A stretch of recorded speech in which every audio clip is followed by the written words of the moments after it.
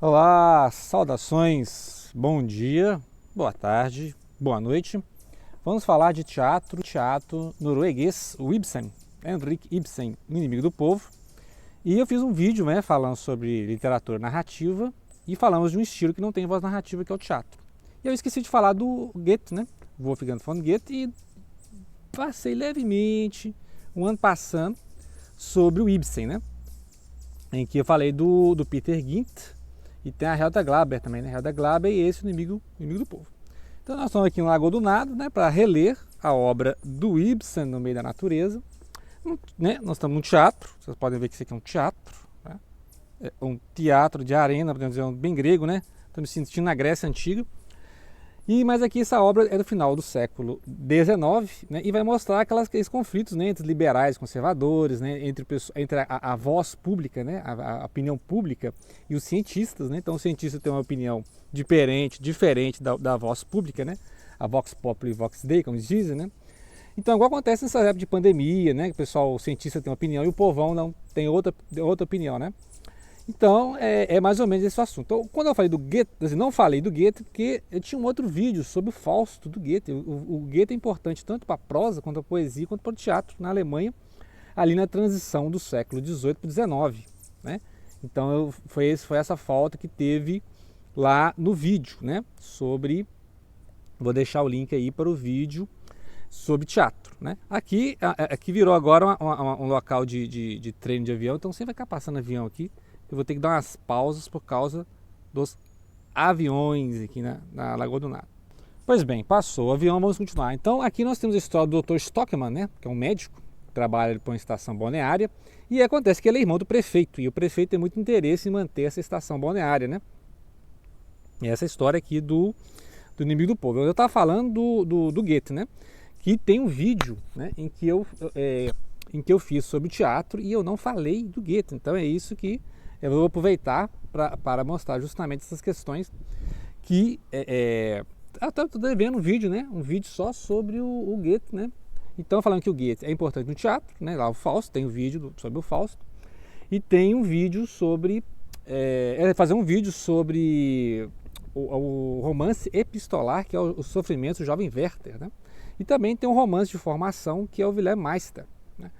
E aí, esse adendo que voltou lá no vídeo. E aí, também falei do Ibsen, Então vamos fazer esse vídeo aqui especialmente sobre essa obra do Ibsen para retratar essas questões do liberalismo, do conservadorismo ali na transição. Lembrar que a Noruega estava na mão da Dinamarca e depois passou para a mão da Suécia até a independência, Então aí depois veio a independência da Noruega.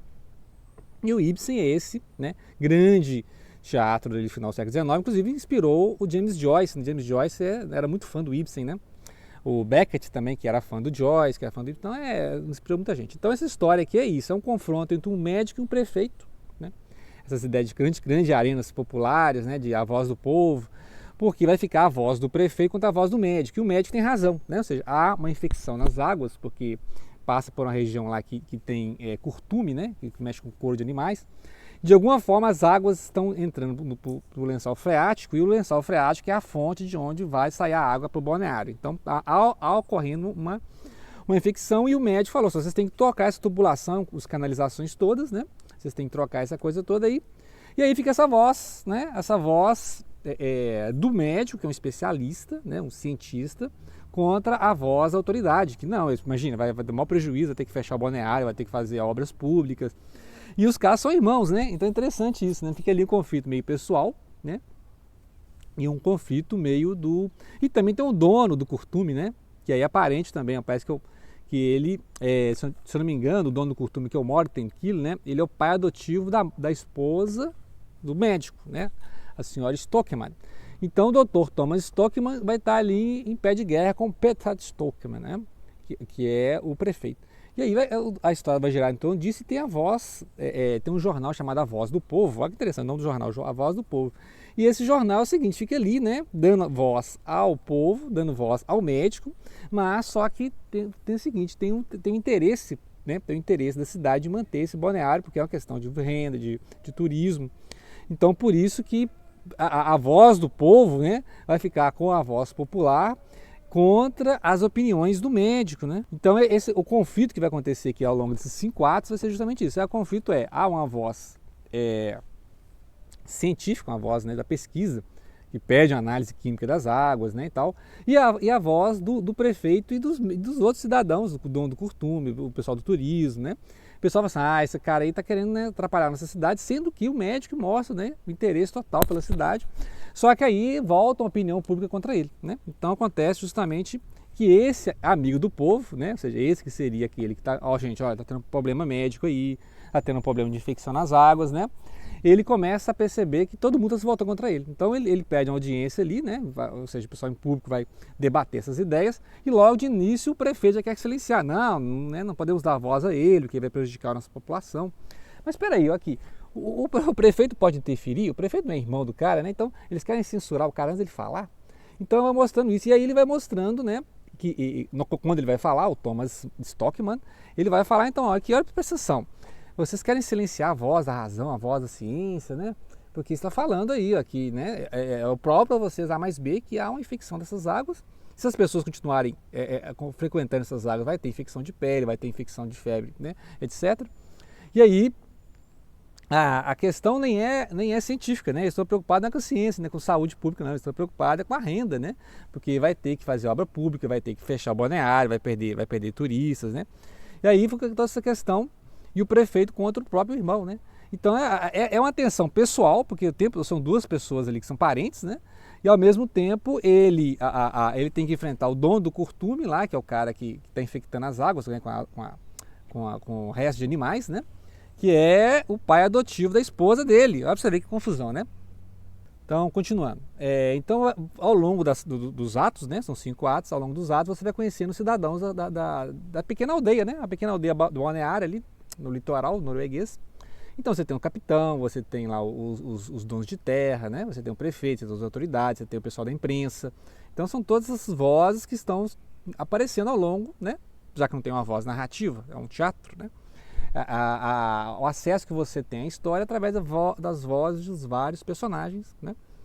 No ato quarto, né? Quarto ato, aí você tem a grande assembleia que vai ter lá o prefeito tentando censurar o próprio irmão. E você vai ter a voz do próprio médico explicando, né, que há uma classe de pessoas que tem um conhecimento, né, que pode governar, que tem questão política, mas ele explicando o seguinte, que há um conhecimento para você governar, né, e ele acha que o irmão dele é um plebeu como qualquer outro, no sentido que o irmão dele não tem conhecimento, o irmão dele só tem interesses, né, interesse no sentido de manter a cidade girando, a economia girando e a renda ali do balneário, né, que eles gastaram muito dinheiro com esse balneário e tal. Só que ele é mal compreendido, né, dando a ideia de que ele está desprezando o povão, né, não, então você é um aristocrata, né, e tal. Mas ele está mostrando realmente que existe, né, é complicado você disseminar a ciência e explicar a ciência porque as pessoas não têm conhecimento científico, né. Então acaba que a ciência cria aquela ideia do cientificismo, tudo é explicado pela ciência e fica ali uma caça de cientistas, né, e que não dissemina esse conhecimento científico, né. Num certo ponto ele está certo, porque realmente há infecção, né, tem esse problema lá, ele fez a pesquisa científica, mas ao mesmo tempo ele aqui está falando que só pode ter opinião a ciência, né? E aí ele cria, obviamente, uma crise ali com o povo, né? Então o povo vai pedir a cabeça dele, aí o inimigo do povo, né? O médico que poderia ser a salvação da cidade acaba sendo exilado, né? Então lembra meio que as tragédias gregas, né? O cara tem razão, mas ele acaba sendo exilado, né? Porque ele está falando demais, ele está indo contra as autoridades. Não sempre assim, quando o cara vai contra as autoridades, mesmo que ele seja o irmão do prefeito, obviamente ele vai ser exilado, né? Porque a opinião não vai interessar. Por mais que a opinião seja uma opinião embasada, né? Ou seja, ele tem toda a questão científica, mas ele explica o seguinte, olha, existe a classe, né, dos pensadores, dos intelectuais, e aí a plebe, né, que é o pessoal que não tem esse conhecimento. Então lembra meio Platão, né? Não lembra a República de Platão? Assim, eu leio nos textos, isso aí, está parecendo uma República de Platão, porque você entende, né, a opinião do médico, que realmente a ciência demanda um certo estudo, né, a ideia do método científico. Então, ou seja, e as pessoas que não têm acesso ao método científico, não sabem o que é a ciência, vão começar a criar um certo complexo de inferioridade, né? O cientista está achando que é mais do que nós aqui, né?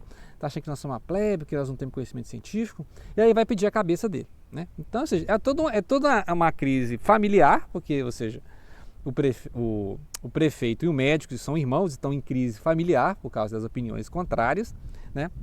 E mesmo que o prefeito, né, chegue a acreditar no irmão, ele sabe que não pode fechar, né? Fechar o balneário, ou então multar lá o cara do curtume, não pode fazer nada porque vai interferir na logística, né, da autoridade, do poder. Enquanto que o médico está preocupado com o povo. O médico está preocupado com o povo, né? O médico está falando assim, ó, vai ter um problema de saúde pública, vocês vão ter problema porque essa água está contaminada, né? Então, ou seja, é interessante como é que o Ibsen cria nessas... Na hora você está pensando, hora você concorda com um, você concorda com o outro, realmente tem um problema, né? Como aconteceu a pandemia, né? Então, vamos preocupar com a economia, vamos fechar as coisas, né? Vamos preocupar com a economia, vamos preocupar com a questão de fazer uma quarentena, né? Então essas questões contraditórias, né? Ou seja, você vai para um lado ou vai para o outro, economia ou quarentena, né? Se você preocupar com a quarentena, está preocupado com a saúde, aí você fecha a economia. Se você preocupar com a economia, você não vai fazer quarentena e o povo vai se infectar, vai ter imunidade de rebanho, né? Então toda essa discussão teve aí em 2020, 2021, 2022, 2023, que é principalmente 2021, né? 2021 teve essa questão aí de atraso de comprar vacina, etc. A gente sabe, né? Como aconteceu nos bastidores, ou era para comprar outra vacina, né? Com a mais, né? Então essas questões todas aí vão estar à baila aqui, né? Ou seja, lá no século XIX, a questão de como eu vou equilibrar a economia e vou equilibrar a saúde pública, né? Tem como eu ficar de um lado e do outro, né?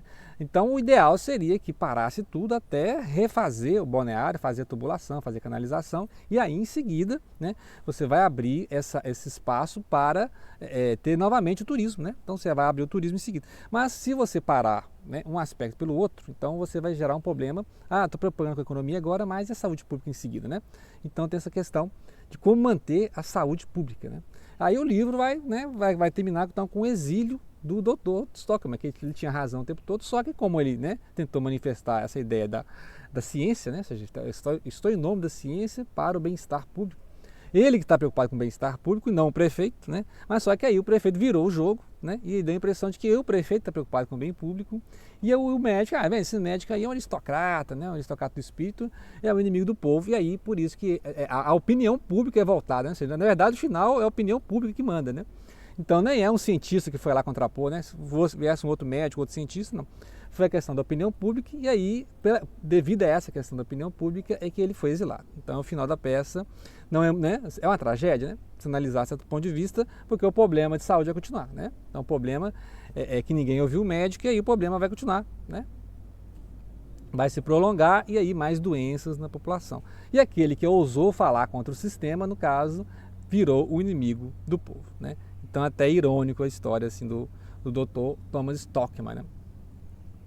Então o final do Dr. Stockman aqui é o exílio ou o homem solitário, né? O homem sozinho, porque ele tem a razão, só que ele não tem a voz, né? A voz do povo, literalmente, que é o jornal, né? Então vai parar de financiar o jornal. Ele que é, né, considerado, porque ele escrevia os artigos para o jornal, né? Você tem uma linguagem muito incisiva, né?